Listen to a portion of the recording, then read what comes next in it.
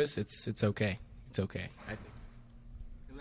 Unless you're wearing Levi's or Wranglers, then you shouldn't say it, or you'll get beat up or shot at.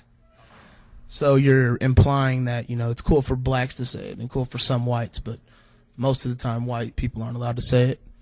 Well, yes. If you have to be one down white boy to be able to say it, and if you're wearing Wranglers, then you're not down, or Levi's, you're not down. No. Do you know what the word means or where the word comes from? Whenever I'm around my friends, it means homeboy. I think or just brother. I don't know. I don't know. All right, I'm here with Dr. Maria Davidson, instructor of African and African American Studies at the University of Oklahoma. What exactly does hope I don't think but nigger? No offense at all. Well, no one exactly really knows what it means. I can tell you that it was first used in Latin, you know what I mean, to describe a color, the color black, right? Okay. And it was spelled Niger. And it was really used through the 16th century, 17th century, just to refer to the color black, but also to black people, but not in a derogatory way. Okay. It didn't become to be seen as a derogatory word until the 1800s, really. And it was like really in 1800s where it takes this turn towards the negative, to describe black people in a derogatory way. Okay. So that's how it became such a racial slur. Yeah, but it didn't start as that. Yeah, no one really knows why it became mean this kind of derogatory thing. But no, it didn't start that way at all. Not at all. Mainly male, though some females do use the term. I think when marginalized groups are discriminated against, you will see them recapturing language used to offend and hurt them. So, for example, homosexuals do the same thing. Gay, using the word faggot, they will refer to one another as faggots. Women, again, another kind of repressed, marginalized group, will refer to each other as bitches or hoes. It's kind of like this idea of recapturing the language, and finding power in it. And so, I think it certainly is different. At least an argument can be made for a difference between how African Americans use the term and how young whites use the term. And then the question is how I feel about it. When you say how do I feel about it, what do you mean? Do I think they shouldn't do it? Yeah, Am I offended by it? Opposed to it, or do you condone it? I had this discussion in my intro to African American Studies class about a month and a half ago, and we talked about the history of African Americans in this country, the history of oppression, racism, and I said, it's such an oppressive and ugly word. Why would you refer to your best friend as your nigger if you look at it historically? Okay. Then you say, Carrie, am I opposed to young black people using it? Yeah, I am. I'm offended by it because I understand the history. I don't think that the youth are offended because they don't understand the history. So, there's this kind of historical distance here, And as for white students using the term, white people using the term, it's so mainstream. I am as equally offended when they do it. Yeah, because they don't understand the history either. Okay. What about the use of the word nigga, more commonly nigga Same thing. in media, like in rap and it's the same thing. Yeah, I don't. So you change the letter. You know what I mean? Exactly. You change the letter. So you feel that all people, whites and blacks, they should be offended with it. I think that if you understand the history, I don't know how you can't be offended. Okay. I don't know how you can't be offended. All right, not to shamelessly plug, but Dr. Davidson gave a seminar over the word, if I'm right, a little bit ago. Could you elaborate on that seminar? Sure. I was invited to give a talk on the term nigger,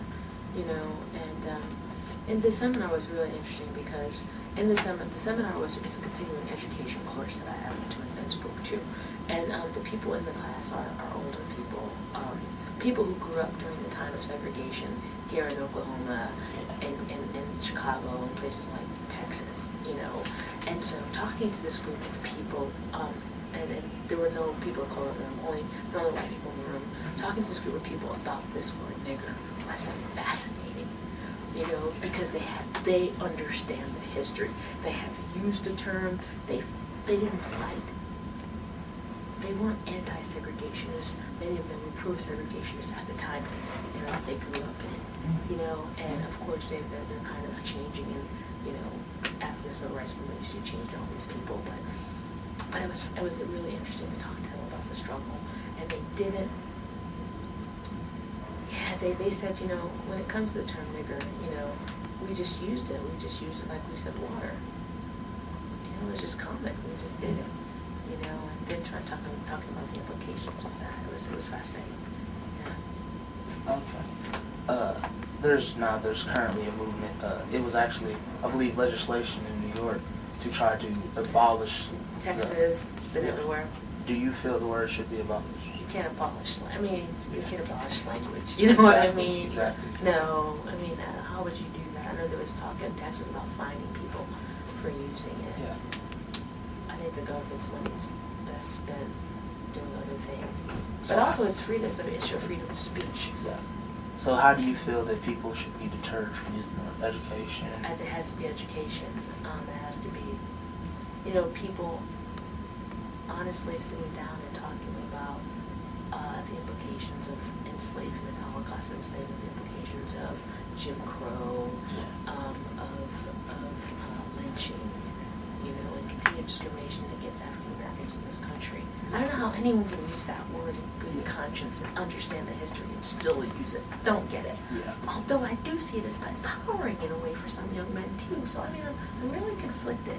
Yeah. Do you know like Young Jeezy? Yes, I'm All right. very familiar with this. I like Young Jeezy, right?